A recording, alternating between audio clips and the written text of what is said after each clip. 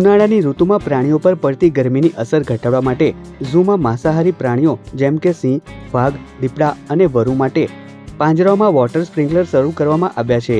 સાથે જ કુદરતી છાંયો મળે તે માટે વૃક્ષોની આસપાસ વિશેષ વ્યવસ્થા કરવામાં આવી છે।